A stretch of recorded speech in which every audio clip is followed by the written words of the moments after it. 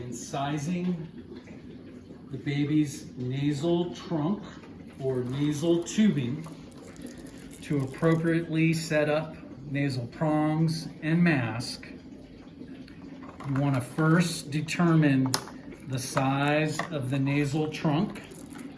This is the 70 millimeter, trunk, as opposed to the 100 millimeter trunk. And there's also a smaller size at 50 millimeters. The 70 is determined from here to here, the clear, non-corrugated tubing, and you can see the distance and length here for the 100 millimeter tubing. That is determined by measuring from the top of the forehead to the back of the head. And as you can see, the 70 millimeter is about right. Okay? It's not an exact measurement.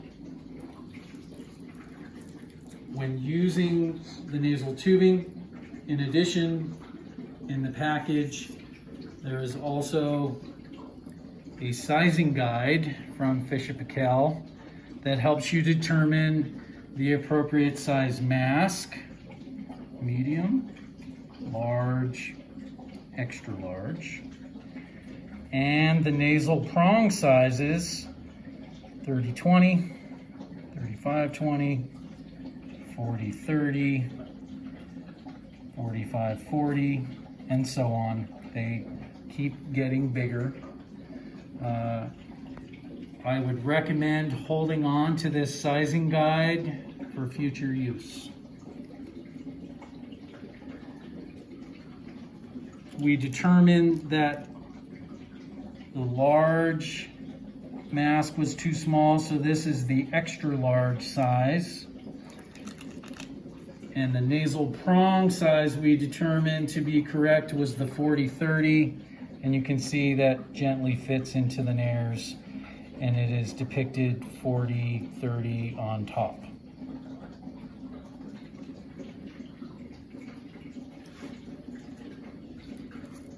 When attaching the nasal tubing to the circuitry, you're going to remove your leak elbow from the inspiratory and expiratory line. It doesn't matter which side goes where, as long as the inspiratory and expiratory lines are attached. Okay, that's what it'll look like. Once you've determined nasal mask or nasal prong sizes, we're going to talk about hat sizes. These help hold the nasal mask and nasal prongs in place as the baby moves around. That is determined by the head circumference, which a lot of times the nurses will get that head circumference in the delivery room setting, so you can ask them what that head circumference is, or you can measure it yourself. I've determined this baby's head is about 30 centimeters, okay? We go to the appropriate size, 29 to 36, falls in the middle. That's our hat. The hat is placed on first, where the lettering for our number sizes is at the front of the forehead.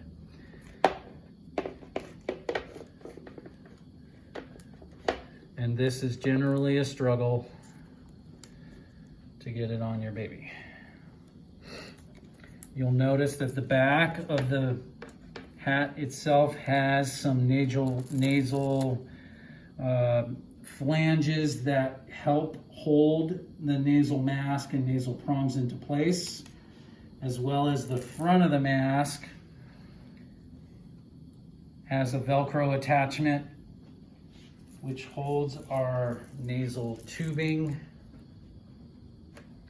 to our foam block here. I want to point out of the packaging that the nasal tubing has extra blocks to build it up, to change the angle of the mask and the prongs so we don't create pressure ulcers. I would also recommend that we save these for future use.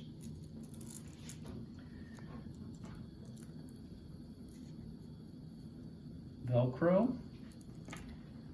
I'm going to place our extra large nasal mask into the tubing. Place it over the baby's nose and hold it in place.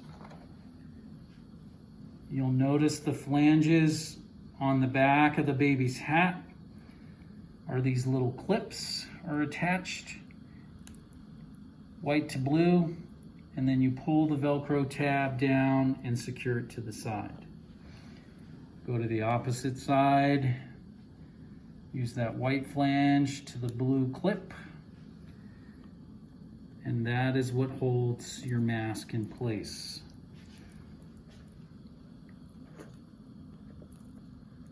Now you can readjust, and you want to make sure that this is not being forced down too much, because it'll create pressure ulcers. If you ever see blanching on the upper lip, bridge of the nose, and when using the nasal prongs, you'll see blanching in the nares themselves when it's attached too tight. At this point, once you've attached it to the baby, the bubble CPAP, if it had no leaks, should start bubbling. If it does not, and you've checked all of your attachment points and there are no leaks, most likely it is the baby's mouth. And we can secure their mouth closed using what we call a chin strap. I've selected this chin strap based on the baby's head circumference, and it has Velcro tabs that help secure or at least remind the baby to keep their mouth closed.